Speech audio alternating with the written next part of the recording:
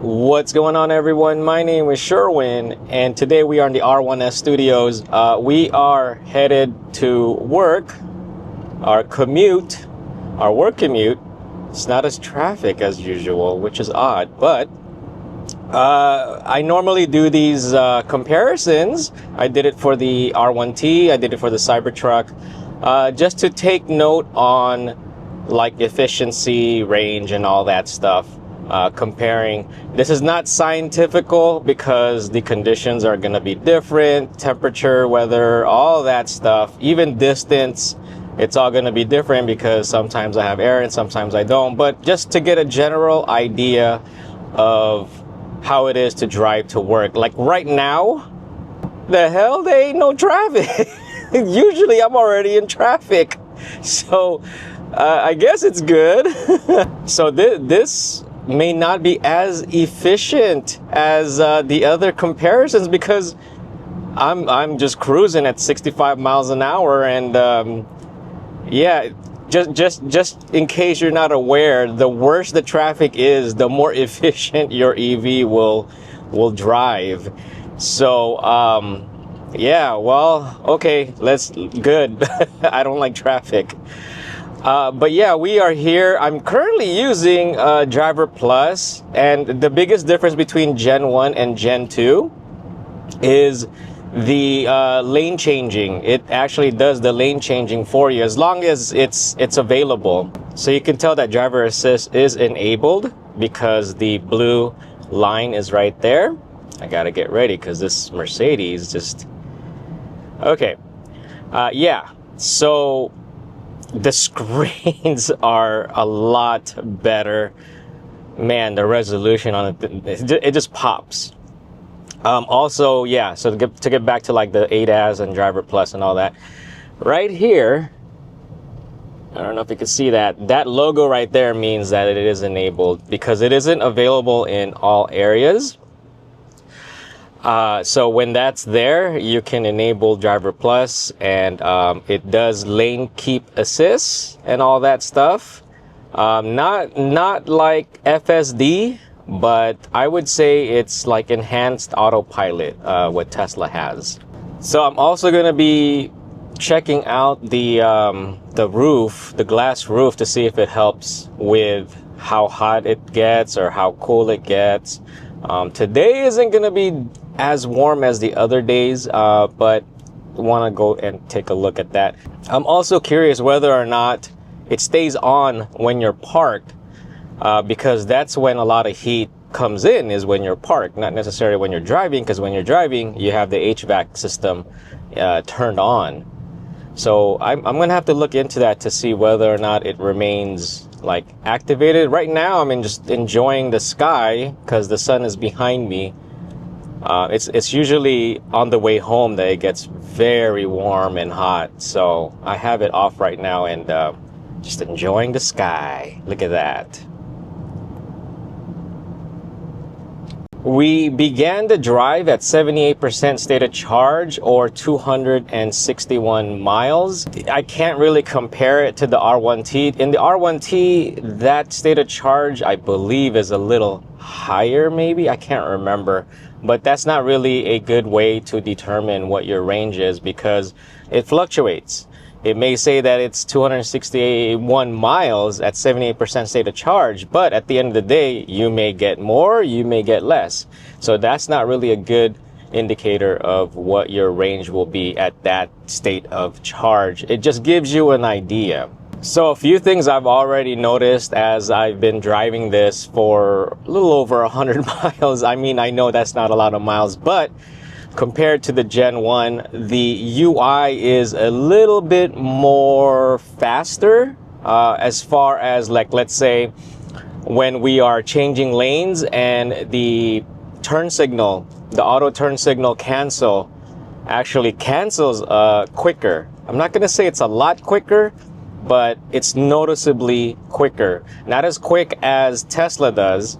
Although Tesla, the auto turn signal cancels, you're not even in the new lane all the way in and it already cancels it. That's what I've noticed. Here, it waits for you to be in the lane and waits for about a second, and then it goes away. So at the end of this video, I'm gonna go ahead and put up all the numbers. I'm also gonna compare the numbers against the Cybertruck and against the R1T. The other thing I'm noticing is it's a little bit like jerky. I don't know what the term is. I have to keep it straight, like a little bit more effort to keep it straight. So it could be that it needs alignment, but we're gonna get that checked out at a service appointment, have them go inspect that. The other thing too is I have to play between soft suspension and I think moderate, that middle setting. Even at soft suspension or comfort, it feels way too bumpy than what it should be. I don't know what it is, but this is why we're going to take this Commute. It's over 100 miles, and get a better feel of the settings and things, and dial things in and get it to the right adjustments the way I like it. Audio. So far, I haven't figured out what the right settings are, because it doesn't have any profile transfer. It doesn't have cloud save, so my profile had to be, I guess, adjusted all over again, like as if I've never had a Rivian profile. So hopefully Rivian will look into that, where they save it in the cloud and my profile follows me. Because with Tesla, my Tesla profile follows me. It actually has different seat positioning depending on the vehicle. It saves it, because having the Cybertruck, Model X, Model Y, all that, it's different size, like cabin size. So you can't use the seat position of your Model Y with the Cybertruck because it's just a different car. So it saves all that, and it's really great. Now, with this, I just had to set everything all over again. So my audio settings, I wish I would have taken a photo of, but I think it sounds better in my R1T. But you have to consider the R1T is only 2 rows, less cabin area.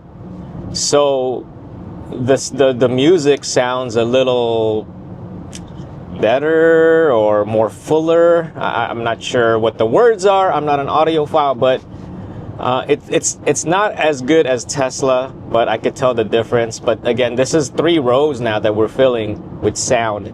I have to figure out what the settings are. I'll try to do the presets, play around with the presets, but in the R1T, I never did like the presets, so I ended up just doing a custom thing and, trial and error. And I found the right, setting to where I like it. But Rivian does need to do a lot better with their audio. I do have premium audio in this vehicle. And yeah, premium, I don't know. You know what it reminds me of? What premium audio sounds like here? I don't know if some of you are as old as me, but back in the day, when we had boomboxes, not the big ones, but the 90s type boomboxes, right? Those, the Sony ones where it has CD players and stuff, and you could dub, it had dual cassette players, those kind of boomboxes. And you turn up, there's a dial for bass and treble, and you just turn up the bass. It sounds like that. Maybe that's a little too harsh, but that's what it reminds me of. Is yeah, that it's bassy, but it's not a natural, it's not natural sound. I don't know. See, I'm not an audiophile, but I'm just trying to explain to you how I'm hearing it. Now, I don't turn up the bass all the way, but I do like to hear a little bit of bass. I listen to many different types of music, different genres, mainly rap and hip hop and R&B. I listen to pop, I listen to everything. So I do like a little bit of bass, but I don't turn it up all the way. I don't turn up the treble all the way. So I just try to find the right mixture of things. and I have yet to find it. Hopefully I could find it soon. But those are the observations I have to share so far. Today we're headed in for work, and then afterwards we're gonna be running some errands and go from there. 15-minute efficiency, and right now we are sitting on 4.29 miles per kilowatt hour and arrived at 64%. State of charge, 214 miles of range. I ran into traffic, but not my usual traffic. There was less traffic coming in today, which was odd, but I think what it could be is because of the long weekend. People have already left and taken an extra day for the long weekend. So we'll see what happens. It was quite a long day. There's a few things I want to share with you all that I've noticed during this drive. The first thing is the display on the behind the steering wheel. There's a couple things I noticed. The first thing is when I'm stopped and there's cars in front of me and it detects the cars in front of me, they are now straight. So if you're a Gen 1 owner, R1T, R1S probably, I know R1T, it did it before. When I'm stopped and there's cars in front of me, the cars are crooked. They're not like lined up. So in the Gen 2, at least in this, the R1S, they're all straight now. So good job, Rivian, for fixing that. I don't know why they can't be fixed in the Gen 1. The next thing is there is still a glare on the screen behind the steering wheel. I have to find the matte screen protector because Wrap Legacy hooked up the previous one. And I also have bought one from Amazon. I'm going to have to go and check it out. I didn't install that because Wrap Legacy reached out and installed a matte PPF screen protector. If you haven't checked out that video, please go check it out. But yeah, the glare is still there. It's a little bothersome when I'm driving home from work. It's just like a perfect time because as the sun sets, it's hitting that screen depending, I think when I'm eastbound and the sun is behind me. The next thing is I mentioned earlier about the roof, the glass roof where it changes colors and stuff, and I was wondering whether or not it stayed on. I tried to check while the car was parked and peeked through the window. I even left my phone so that it doesn't unlock and like wake up the car, but it might be waking it up anyway because it sees me on gear guard. So, and I don't know if it wakes it up that it turns it back on, but regardless, when I peek inside, I can't even tell whether or not the that opaqueness remains on. I have to look more into that technology. So if that thing remains on, it may be using up energy. But now when I do get back into the car and it is enabled, it's enabled. When I check the settings and stuff, it stays enabled. So I don't know if when I turn on the car or get near it, just, yeah, I don't know. We'll have to look more into that. I don't know. I think it's pretty interesting. The next thing I want to talk about is the suspension. It has, I think what it did is just, it loosened up and, feels good. Feels good. I was fiddling around with the ride feel between soft and, what is it, moderate.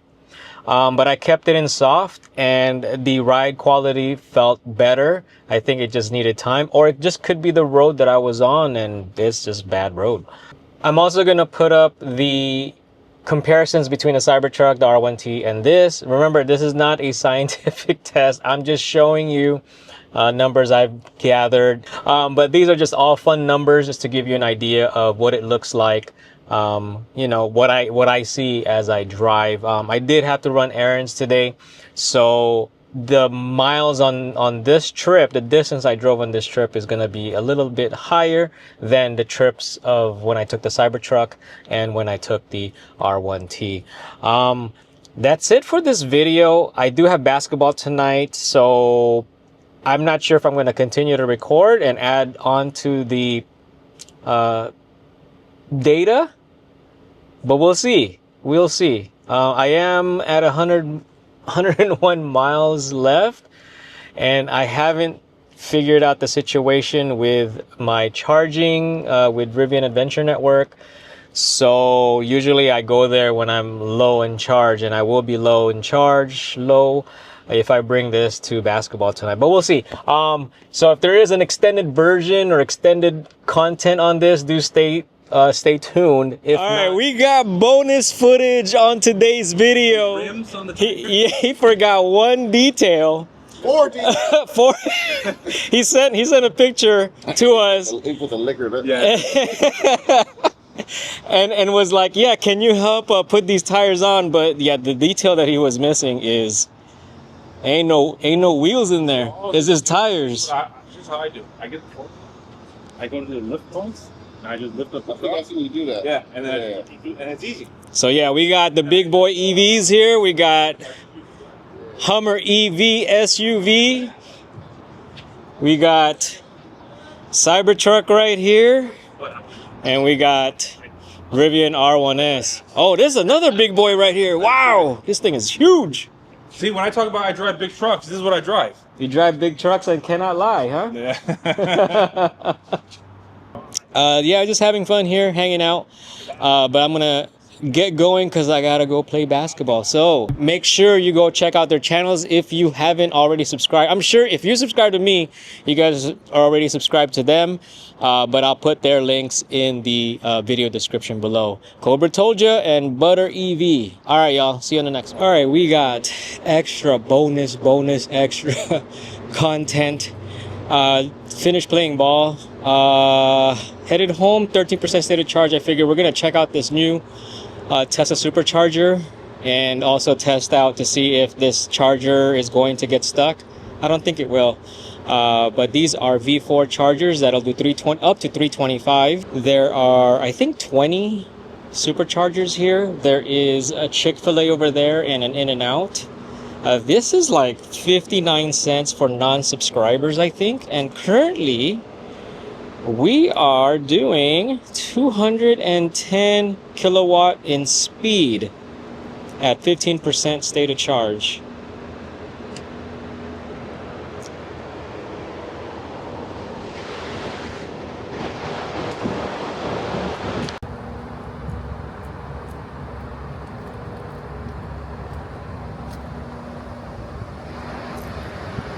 All right, we are currently at 26% state of charge, or 88 miles. So this is kind of disappointing. It's doing 151 kilowatt in speed. If I recall my R1T at this charge rate, we're like at 186 kilowatt in speed. If I remember correctly, I could be wrong, but pretty sure. I think I was still pushing 200 kilowatts, so a bit disappointed. So I don't know if this is just because it's a new car and the battery hasn't just been charged. This is like the second time we are supercharging, but a little disappointed at this. I don't know. What do y'all think? If I recall, yeah, I should be at 200 still, 28%. All right, we are just over 103 miles in range, 31% state of charge, still 158 kilowatt speed. We're gonna unplug. I just needed to add a few more miles on here before heading home. I'll put up the final numbers of the charging, and hopefully I can get the charger plug out. It shouldn't be an issue. But that's it. Hopefully this time it's it for the video. Thank you for watching. I'll see you on the next one.